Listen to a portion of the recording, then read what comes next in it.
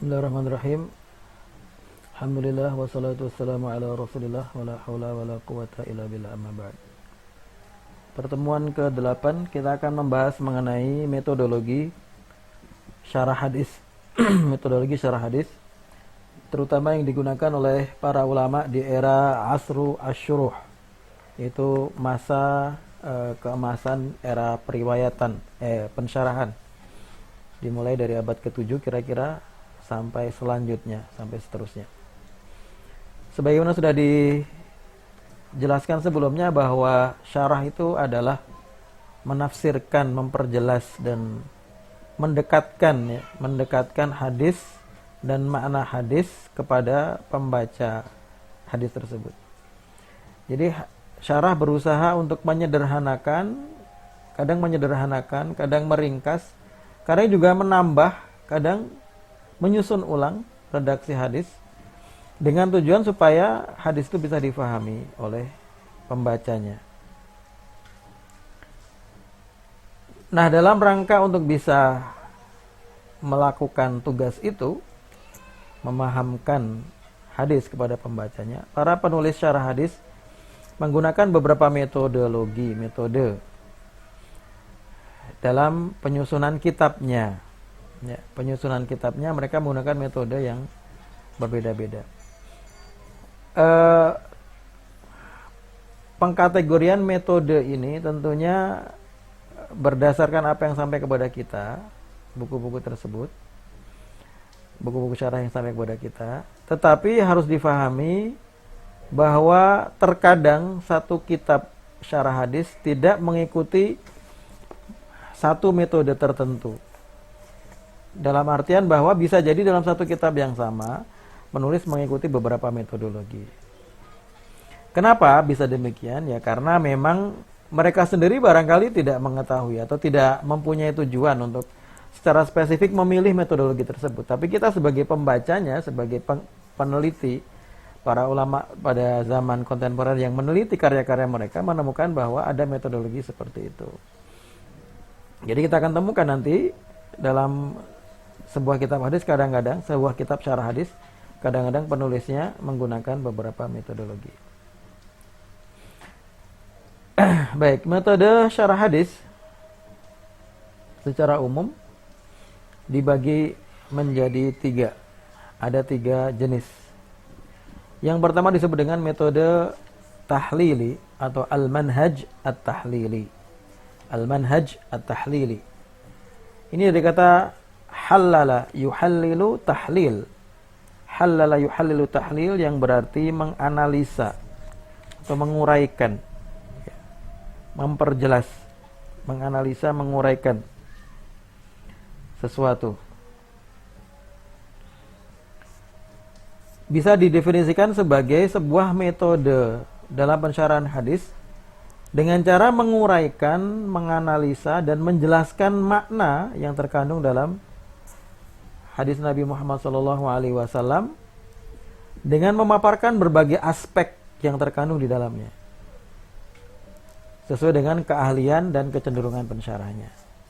Jadi ada beberapa kata kunci di situ yang kita bisa ambil dari definisinya. Yang pertama, dia menguraikan, menganalisa makna, kemudian memaparkan berbagai aspek. Jadi ketika dia menjelaskan sebuah hadis, penulis cenderung untuk dalam bahasa yang lebih santai dikatakan mempreteli begitu ya. Menjelaskan per kata dan dari berbagai sisi. Ya. Jadi hadis itu dijelaskan dari berbagai sisi dan dijelaskan satu persatu katanya, rawinya, sanadnya dan seterusnya. Semua aspek yang bisa dijelaskan oleh penulis akan dijelaskan sesuai dengan keahliannya, sesuai dengan kepakarannya dan kecenderungannya kemana. Artinya kemampuan untuk menganalisa ini kan berbeda-beda antara satu orang dengan orang lain. Barangkali ada beberapa syarah yang analisanya lebih lengkap, analisanya lebih luas daripada syarah hadis yang lain. Ini metode at-tahlili, al-manhaj at-tahlili, atau disebut dengan metode analytical ya. Analyze. menganalisa. Nah, langkah-langkah dalam metode tahlili ini biasanya yang dilakukan oleh pensyarah adalah bahwa pensyarah ini memulai mensyarah kata per kata dan kalimat per kalimat secara berurutan dalam hadis tersebut. Bahkan juga seringkali pensyarah menjelaskan rawi dalam hadis tersebut dari sanadnya dulu. Jadi dia bisa mulai dari sanadnya dulu, rawi per rawi. Misalnya ada Musaddad ini siapa? Dijelaskan Musaddad Ibn Musarhad, Ibn Musarhal dan seterusnya. Lahir di mana, meninggal di mana, bagaimana statusnya, cara jarah wa ta'dil. Dan seterusnya. Kemudian kata per kata dijelaskan. Misalnya Rasulullah bersabda, ya ma'syarasy syabab. Arti ya ma'syara itu apa? Ini maksud dengan syabab itu apa? Satu persatu. Kemudian kalau misalnya hadis itu ada sababul wurudnya misalnya, maka akan dijelaskan sababul wurudnya. Kalau hadis itu ada perbedaan matan dengan riwayat lain yang sama-sama hadis yang sama dari sahabat yang sama, tapi dalam periwayatan yang lain terdapat perbedaan matan, redaksi, maka akan dijelaskan. Barangkali kalau misalnya hadis itu ada keterkaitannya, ini juga sering dilakukan oleh pensyarah hadis, menjelaskan keterkaitan munasabah antara hadis tersebut dengan judul bab yang ditulis oleh penulis kitab primer. Ini biasanya Ibnu Hajar sering menjelaskan. Kenapa Bukhari meletakkan hadis ini dalam bab ini? Apa hubungannya? Apa munasabahnya? Ini juga di antara yang dijelaskan biasanya. Baru kemudian membahas makna, hukum, hikmah yang terkandung dalam hadis tersebut dengan memaparkan pendapat-pendapat para ulama, dan biasanya kemudian di akhir dia memberikan analisanya. Jadi bukan sekedar mengutip, tapi mengomentari. Ini pendapat ini menurut saya tidak tepat karena begini alasannya. Argumentasi ini tidak kuat, argumentasi ini lebih kuat dan seterusnya. Sehingga kemudian nanti biasanya di akhir dia kemudian menyimpulkan dari pendapat dia. Ini langkah-langkah dalam metode tahlili. Tentunya contoh yang paling relevan untuk manhaj tahlili adalah Fathul Bari karya Al-Hafidz Ibnu Hajar Al-Asqalani. Itu adalah saya kira kalau dicari yang paling relevan untuk contoh metode tahlili adalah kitab ini.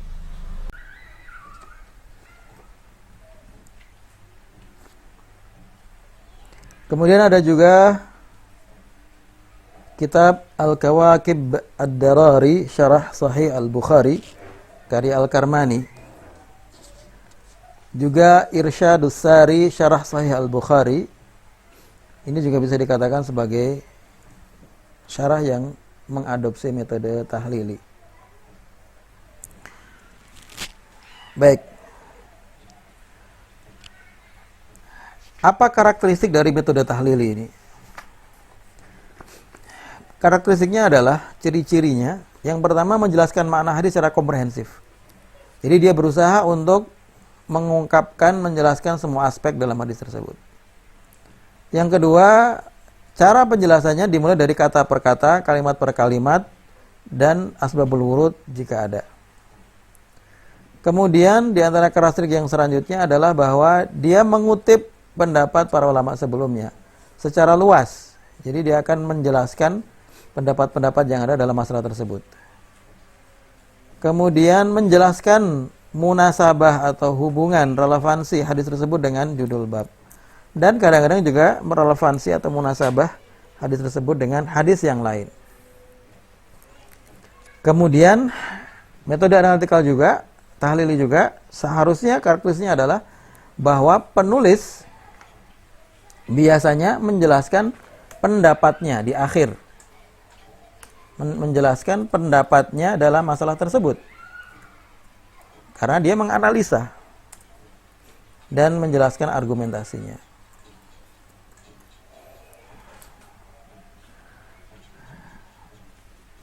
Dan di antara karakteristik metode tahlili juga adalah bahwa penulis akan memperlihatkan kecenderungan tertentu ya terhadap salah satu bidang dalam bidang-bidang ilmu Islam. Misalnya dia cenderungnya fikih, maka dia akan lebih banyak bahas tentang fikihnya, misalnya begitu. Kalau dia cenderungnya bahasa, maka dia akan banyak membahas tentang bahasa. Atau dia punya kecenderungan tentang tasawuf, dia akan banyak membahas tasawuf. Atau dia punya kecenderungan terhadap itu semua, maka dia akan bahas itu semua. Ini adalah metode tahlili. Kelebihannya apa? Kelebihannya yang pertama, ruang lingkupnya luas, pembahasannya luas. Ini kan kelebihannya. Jadi seorang pembaca ketika mendapatkan hadis yang disyarah dengan tahlil ini, dia akan mempunyai informasi yang banyak mengenai hadis tersebut karena penulisnya membahas banyak aspek. Yang kedua juga memuat berbagai ide dan gagasan. Ya, ini hampir sama dengan yang pertama tadi. Kekurangannya apa? Kekurangannya yang pertama subjektif biasanya. Kenapa subjektif? Karena dia akan menjelaskan analisa dia, argumentasi dia, pilihan dia di akhir. Dan kemudian juga memperlihatkan kecenderungan dia terhadap suatu masalah tertentu.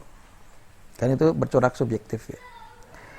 Dan kekurangan yang kedua adalah biasanya kadang ya terasa terlalu panjang. Dan ini kadang-kadang tidak sesuai untuk pembaca pada zaman kontemporer, di mana orang lebih menyukai sesuatu yang instan, sesuatu yang cepat dibaca selesai dan kemudian dapat poinnya. Tetapi yaitu namanya kekurangan. Tapi kan kelebihannya, kalau ada orang yang ingin mengetahui aspek yang menyeluruh, yang komprehensif dari hadis tersebut, dia bisa melalui metode tahlil ini. Baik, kita akan memberikan contoh metode tahlil. Kita ambil dari kitab Fathul Bari, Syarah Sahih Al-Bukhari. Bagaimana langkah-langkah Ibnu Hajar ya? Tentunya kita bisa akan lihat di hampir semua pembahasan kitabnya seperti itu, tapi kita ambil salah satu pembahasan saja. Bagaimana Ibnu Hajar Al-Asqalani menyusun kitabnya Fathul Bari ini, sehingga nampaklah bahwa beliau ini menggunakan metode tahlili. Di bab tentang fadlu al-wudu, keutamaan berwudu, beliau menjelaskan mengenai hadis qala Rasulullah sallallahu alaihi wasallam, inna ummati yud'auna yaumal qiyamati ghurran muhajjalin min atharil wudu, faman istata'a minkum an yutila ghurratahu falyaf'al. Sesungguhnya umatku nanti akan dipanggil di hari kiamat ghurran muhajjalin, yaitu ubun-ubunnya, muka dan ubun-ubunnya ini bercahaya. Min atharil wudu, karena sebab bekas dari wudu. Faman istata'a an yutila ghurratahu falyaf'al, maka barang siapa yang bisa memperpanjang, membanyakkan cahayanya itu, maka hendaklah dia melakukannya. Nah, bagaimana Ibnu Hajar menjelaskan hadis ini? Pertama, dia mengatakan qauluhu inna ummati ay ummatul ijabah wa muslimun. Dia menjelaskan kata ummah. Ummah itu artinya apa? Ummati. Dia mengatakan yaitu ummatul ijabah. Ummatul ijabah adalah kaum muslimin, orang yang menerima dakwah Nabi. Karena kan ulama membagi umat itu menjadi dua. Umat Rasulullah dibagi menjadi dua. Ummatul ijabah dengan ummatul dakwah. Ummatul ijabah dengan ummatul dakwah. Ummatul ijabah atau ummatul istijabah adalah kaum muslimin, umat Rasulullah dalam konteks mereka menerima dakwah Rasulullah, menerima agama Islam. Ummatul dakwah adalah umat dalam konteks manusia yang hidup sesudah Rasulullah, tapi mereka belum masuk Islam, maka mereka harus didakwai, begitu. Para ulama membagi umat seperti itu. Waqatut laku ummatu Muhammad wa yuradu biha ummatu dakwah wa laysat muradahu huna. Dan terkadang kata umat itu yang dimaksud adalah umat Nabi Muhammad secara umum, sehingga mencakup ummatud dakwah, yaitu orang-orang yang belum menerima dakwah Rasulullah, orang non-muslim. Tetapi yang dimaksud bukan itu di sini, kata Ibnu Hajar. Kemudian beliau mengatakan qauluhu yud'auna. Kata yud'auna, cara membacanya bi dhammi awwalihi. Awalnya di dhammah, ya-nya di dhammah, berarti ay yunadauna au yusammuna.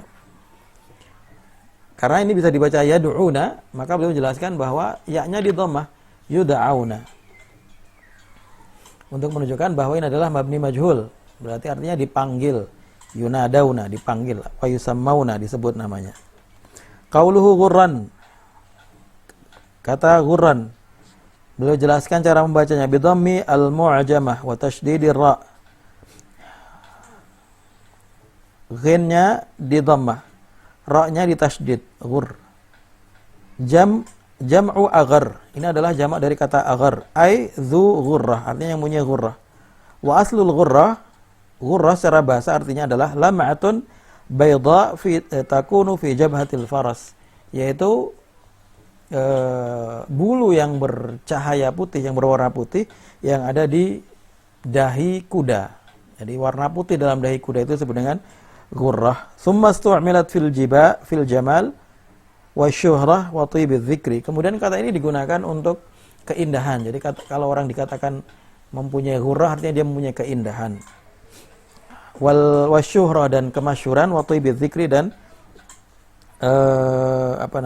dan image yang bagus atau istilahnya dikenal sebagai orang yang baik. Wal muradu biha an-nur wal muradu biha huna an-nur al-kain fi wujuhi ummati Muhammad. Yang dimaksud di sini adalah cahaya yang ada di wajah umat Nabi Muhammad nanti di hari kiamat. Jadi kita lihat bagaimana beliau satu persatu begitu ya, dari kata per kata dijelaskan.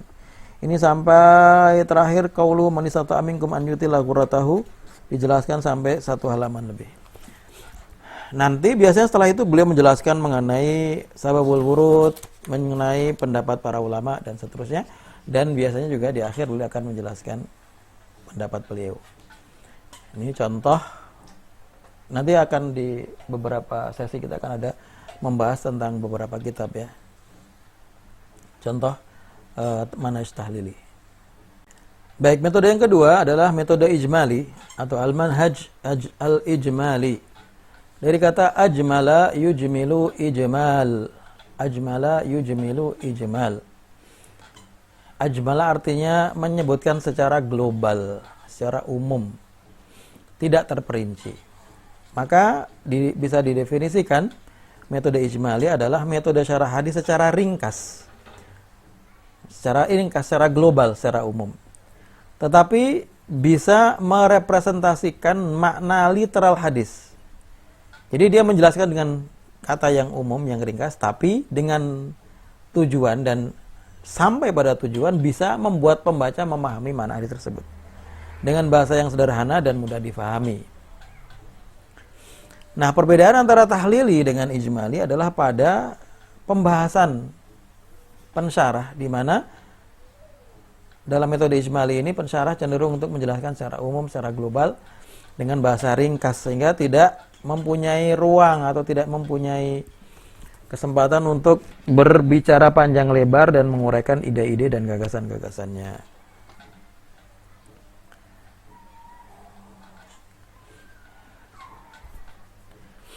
Contoh dari metode ini adalah kitab-kitab yang disebut dengan hasyiyah atau hawashi, atau disebut dengan ta'liq kadang-kadang sebagian. Contoh hasyiyah As-Suyuti ala Sunanin Nasa'i. Imam Suyuti punya hasyiyah terhadap Sunan Nasa'i. Hasyiyah itu arti aslinya adalah catatan pinggir terhadap hadis-hadis dalam Sunan Nasa'i. Maka catatan pinggir ini kan artinya sudah menggambarkan ya bahwa itu adalah syarah yang ringkas, karena hanya catatan pinggir saja. Dan di situ kalau kita lihat dalam Hasyiatus Suyuti ini tidak semua hadis dijelaskan. Kenapa? Ya karena dianggap sudah jelas begitu. Karena dia memang dari awal metodenya ijmali secara umum. Juga ada Hasyiatus Sindi ala Sunanin Nasa'i karya As-Sindi. Dan beberapa kitab yang lain. Dan kalau kita lihat dalam syarah-syarah kitab hadis sekunder ya, seperti syarahnya Riyadhus Shalihin misalnya, ada Dalilul Falihin, ini juga termasuk yang ijmali. Dalilul Falihin ini termasuk yang ijmali secara global. Tapi perlu difahami bahwa misalnya seorang pensyarah, dia dalam kitabnya itu dia lebih banyak ijmali dalam menjelaskan hadisnya. Tapi tidak menutup kemungkinan kadang-kadang dia kemudian menggunakan muqarin atau tahlili. Bisa terjadi ini. Seperti Aunul Ma'bud misalnya. Aunul Ma'bud karya Al-Azimul Abadi dalam beberapa hadis ijmali. Tapi dalam beberapa hadis dia muqarin. Nanti kita jelaskannya muqarin. Mengkomparasi pendapat-pendapat. Dan kadang tahlili juga walaupun jarang ya. Beliau kadang tahlil juga tapi sangat jarang. Kelebihan metode ijmali adalah ringkas dan padat. Ya, ringkas dan padat, instan. Kemudian bahasanya mudah difahami dan sederhana. Kekurangan metode ijmali yang pertama berpotensi membuat petunjuk hadis menjadi parsial. Maksudnya pemahaman hadisnya menjadi parsial. Kenapa ya? Karena tidak dijelaskan secara utuh. Ya bisa jadi ya. Artinya pembaca ketika membacanya tidak mendapatkan gambaran yang semestinya mengenai pemahaman hadis tersebut. Yang kedua, kekurangan yang lain adalah kadang-kadang bahasanya mirip dengan hadis itu. Artinya seperti tidak mensyarah begitu ya. Hanya merubah sedikit-sedikit redaksinya supaya bisa dipahami. Sehingga ini juga berpotensi menyebabkan tidak paham pembacanya. Ketiga, tentunya tidak bisa mengcover makna yang utuh tadi hampir sama dengan yang pertama, parsial. Dan yang keempat, tidak memberikan ruang yang cukup untuk pensyarah menyampaikan analisanya. Tidak ada analisa yang cukup. Tidak terlihat gagasan dan ide-ide dari pensyarah dalam kitab tersebut.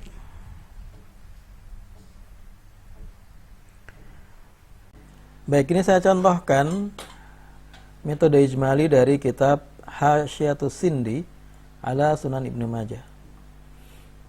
Dalam bab Fadlu Umar, keutamaan Umar radhiyallahu taala anhu, di muqaddimah dari Sunan Ibnu Majah. Di hadis yang ke-100 beliau menjelaskan hadis yang ke-100 ini hanya dalam 4 baris saja. Yang pertama, beliau menjelaskan kata laqad istabsyara ahlus sama. Makna dari istabsyara ahlus sama. Artinya azharu al-farah was-surur bi islamihi. Artinya mereka memperlihatkan kegembiraan mereka dengan Islamnya Umar, li'annahu sababun litaqwiyati dinil haq, karena itu menjadi sebab untuk menguatkan agama Islam. Kemudian beliau menjelaskan mengenai status hadis ini. Wa fi zawaidi, dan dalam zawaid, majma' zawaid maksudnya, isnaduhu dhaif. Sanad hadis ini lemah. Littifaqihim ala dha'fi Abdullah bin Khirash, karena ahli hadis sepakat bahwa Abdullah bin Khirash ini adalah lemah. Illa anna Ibnu Hibban dzakarahu fi thiqat, tetapi Ibnu Hibban menyebutkannya dalam kitab Ats-Thiqat. Wa akhraja hadzal hadits min tariqihi fi sahihi, dan meriwayatkan hadis ini dari jalan Abdullah bin Khirash dalam sahihnya. Jadi ulama sepakat bahwa Abdullah bin Khirash ini lemah, tapi Ibnu Hibban mengatakan atau menganggapnya thiqah dan memasukkannya dalam kitab sahihnya. Nah, kalau kita lihat, beliau hanya menjelaskan 2 hal ini ya, menjelaskan mengenai makna frase laqad istabsyara ahlus sama, dijelaskan dalam 1 kalimat. Kemudian menjelaskan mengenai statusnya, karena ini kebetulan hadisnya lemah, dijelaskan statusnya dan dalam 1 kalimat dalam 2 baris saja. Ini contoh bagaimana metode ijmali, sangat ringkas dan sangat global sekali. Bagi yang ketiga, metode yang ketiga disebut dengan metode muqarin atau metode al-muqarin, al-manhaj al-muqarin. Metode komparatif, komparasi. Dari kata qarana yuqarinu muqaranatan. Qarana artinya mengkomparasi, membandingkan. Muqaranah berarti komparasi, komparatif. Bisa didefinisikan sebagai metode syarah hadis dengan cara membandingkan hadis dengan hadis yang lain yang mempunyai redaksi yang sama atau yang mirip, atau membandingkan hadis yang mempunyai tema yang sama, bukan redaksi yang sama tapi tema yang sama, atau membandingkan berbagai pendapat ulama dalam memahami sebuah hadis. Intinya di situ adalah kata kuncinya perbandingan, ya, membandingkan antara beberapa hal, ya, dalam konteks ini hadis tentunya. Entah yang dibandingkan adalah hadis-hadisnya dari sisi temanya atau dari sisi redaksinya, atau dari sisi penjelasan ulama, pendapat ulama terhadap pemaknaan hadis tersebut. Contoh dari yang menggunakan metode muqarin, tadi saya mengatakan Aunul Ma'bud itu sering dia menggunakan muqarin, walaupun tidak semuanya dalam Aunul Ma'bud karya Al-Azimul Abadi, tapi dia sering menggunakan muqarin. Kadang ijmali juga, kadang tahlil, tapi seringnya muqarin. Kemudian Umdatul Qari karya Al-Aini, karya Al-Aini ini kalau kita lihat kitabnya itu penuh ya, banyak sekali isinya, tapi kebanyakan memang kutipan-kutipan ya, kebanyakan membandingkan atau mengutip dari ulama-ulama sebelumnya. Nah, karakteristik dari muqarin ini adalah bahwa di dalam pembahasannya berisi analisis redaksional riwayat dengan satu riwayat dengan riwayat yang lain, ya, membandingkan redaksinya. Yang kedua, membahas pendapat-pendapat ulama, perbandingan pendapat-pendapat ulama dalam memahami hadis tersebut. Langkah-langkahnya biasanya ya, ini tidak mutlak juga, tapi ini biasanya yang kita bisa lihat. Pertama, dia menghimpun redaksi hadis yang mirip, kemudian membandingkan hadis-hadis tersebut, kemudian menganalisa perbedaan-perbedaan dan persamaannya, kemudian membandingkan pendapat ulama mengenai pemahaman hadis tersebut. Kelebihannya apa? Kelebihan muqarin ini pertama memberikan wawasan kepada pembaca karena dia mengutip banyak kutipan dari ulama sebelumnya. Dan kalau misalnya dia membandingkan hadis, berarti kita akan menemukan punya gambaran yang utuh mengenai sebuah hadis karena disebutkan riwayat-riwayat yang berbeda.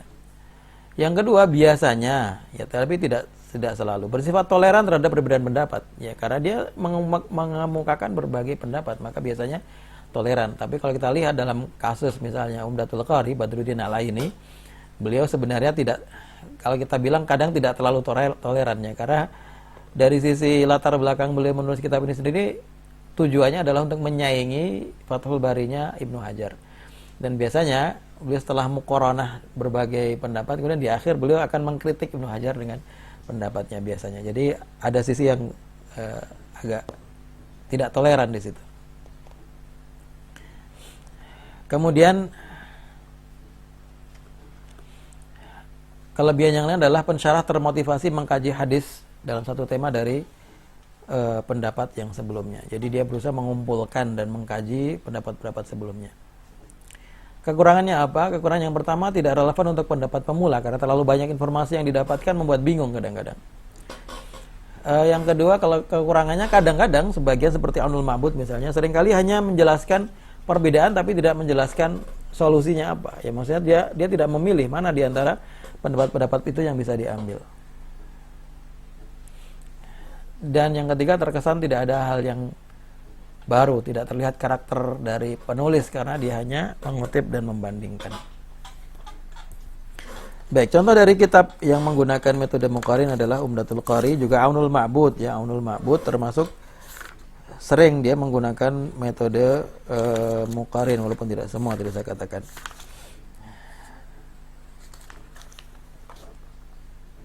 Ini saya contohkan dari Aunul Ma'bud. Dalam sebuah hadis, beliau mensyarah hadis yang ke-28. Hadatsana Amr bin Muhammad An-Naqid, hadatsana Hashim ibn al-Qasim, hadatsana Israil an Yusuf, an Abi Burda an Abi haddatsatni Aisyah radhiyallahu ta'ala anha anna an-nabiy sallallahu alaihi wasallam kana idza kharaja min al-ghaid qala ghufranak. Bahwasanya Rasulullah ketika keluar dari toilet itu mengucapkan doa ghufranaka. Beliau menjelaskan ghufranaka. Arti kata ghufranaka, qala Ibnu al-Arabi. Nah, di sini langsung mengutip dari Ibnu al-Arabi fi Aridatil Ahwadhi. Dalam kitabnya Aridatil Ahwadhi, ghufranaka masdar kal ghufri wal maghfirah.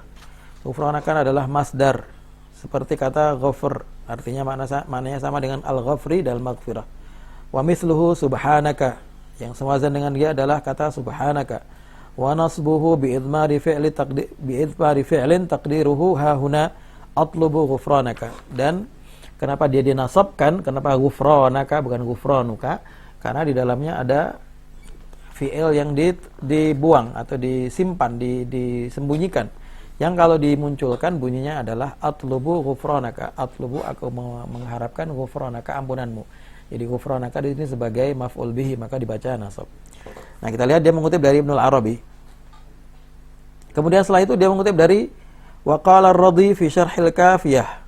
Mengutip dari Ar-Radhi dalam syarah al-kafiyah, ma hasilu anal masadir allati buyyina fa'iluha bi idafati ilaihi nahwa kitabullah, dan seterusnya. Kemudian dia mengutip qala al-Munziri wa akhrajahu at-Tirmidzi wan Nasa'i wa Ibnu Majah. Wa qala at-Tirmidzi, kemudian jadi tadi menjelaskan makna hadis, beliau mengutip dari dua orang. Kemudian setelah itu menjelaskan mengenai derajat status hadis, mengutip dari pertama Al-Munziri, kedua mengutip dari Tirmidzi, mengatakan wa qala Tirmidzi hadza haditsun hasanun gharib. Jadi sini hanya kutipan-kutipan saja ya, tanpa menyebutkan pendapat dari beliau sendiri. Itu kalau kekurangan muqarrinnya di situ, bahwa tidak nampak karakter dari penulis karena dia tidak menjelaskan pendapatnya. Baik, itu 3 metode yang secara umum akan kita temukan dalam kitab-kitab hadis, kitab-kitab syarah hadis yang sampai kepada kita, terutama di masa era pensyarahan ya. Dan sampai sekarang saya kira para ulama yang hidup di zaman kontemporer ketika mereka menulis kitab syarah hadis juga menggunakan salah satu dari 3 metode tersebut. Tetapi tadi perlu diingat bahwa tidak semua kitab hadis itu komitmen dengan satu metodologi ya. Barangkali dia sebagian besar menggunakan metode tahlili, tapi kadang-kadang di beberapa hadis dia ijmali, atau kadang-kadang di beberapa hadis dia muqarrin. Demikian untuk materi kita hari ini. Nanti kita akan lanjutkan lagi mengenai pendekatan dalam pensyarahan hadis. Wassallallahu ala sayyidina Muhammadin wa ala alihi washabbihi wasallim.